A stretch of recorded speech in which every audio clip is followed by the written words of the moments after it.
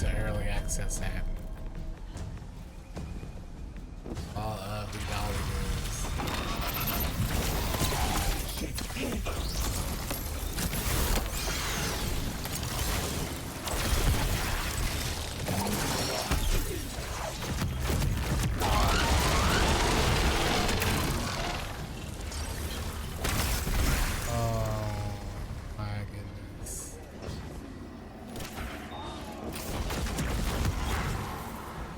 That's all I gotta say if I want to show someone how to make a very smooth early build for a legend hunter. I'm just gonna show them that. What is up, y'all? Dan back at you with another video. Final Shape is here. We've already done the whole campaign and now we're working on build guides. I wanted to get an early guide out for each class, starting with Hunter, simply for a legend solo campaign. Now this is a build that is something you pretty much earn at the beginning of the campaign. One of the first things you get is Prismatic, and right after you start unlocking a lot of this stuff. So I wanted to use that as a foundation for this build, and we're going to talk about how you can use it, how you can then take it and then do the entire campaign with that. There are some other things you can add on top of this as you earn that stuff later on, but I wanted to focus on when you first boot up the game, first get Prismatic, how you can make a build that simply works out the box. Alright, I want to walk you through this guide real quickly of what you should be running on this build. I did a lot of testing on stream a little while ago.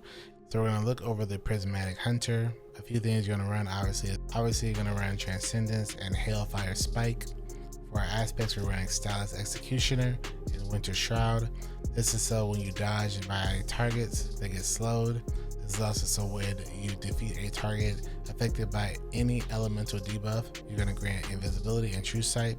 You can see right here, that means pretty much any of the subclass verbs, whenever you do something with that and kill a target, you get invisible, which is huge.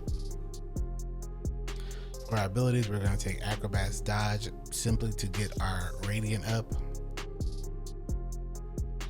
We're going to, of course, take Triple Jump. We're going to take Snare Bomb. I like Snare Bomb because it disorients, enemies. It also weakens them. Really nice. If for some reason you're not getting a lot of use out of it, you can swap it out for a Knife Trick, or you can swap it out for Withering Blade, which is really strong in this build. You could also go for the tried and true build of just going for Combination Blow and also going for Gambler's Dodge. When you do that as well, every punch will make you invisible, just like Assassin's Cowl. But if you want to do something a little bit different, you can also just put this back on, and it's actually really fun. For our fragments, we're going to take Facet of Protection. While surrounded by combatants, you are more resistant to incoming damage. While Transcendent, this effect is increased. Facet of Dawn, powered melee hits against targets make you radiant. Facet of Hope, while you have an elemental buff, your class ability recharges more quickly. Facet of Ruin, increases the size and damage of the burst when you shatter a stasis crystal or frozen target, and increases the area effect of solar ignitions. Facet of Purpose, when picking up an overpower, grants either Amplified, Restoration, Frost Armor, Woven Mail, or Overshield based on the damage type of your equipped super. All these things, as you can see, start working incredibly well together. So using all this stuff makes it very simple for you to just go into the legendary campaign, start chaining all of these effects constantly. For our weapons, we're going to take a few choices. We're going to take Mountaintop, which is simply really good for chunking a lot of targets in a short time. Depending on what you're doing, sometimes I will swap this out for a blinding grenade launcher just to disorient things like the Tormentors or the Subjugators, or occasionally just put on a sniper to just knock off those Tormentor shoulders. For our special weapon or energy weapon, we're taking Sunshot.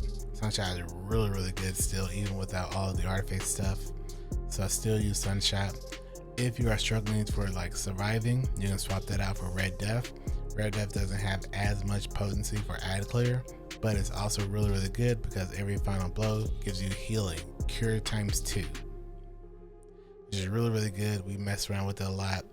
Also makes every kill you get with Red Death make you invisible, which could be really huge. You can keep your distance and then shoot with Red Death and go invisible. Of course, you have to have an elemental debuff applied somewhere, but when you do, which is all the time. Red Death will make you invisible from a range.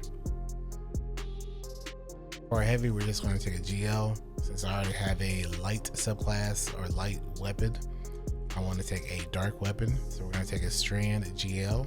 Strand GL is going to be really good because whenever you do damage with light and dark, you're going to get a portion of that Transcendent super stacked up.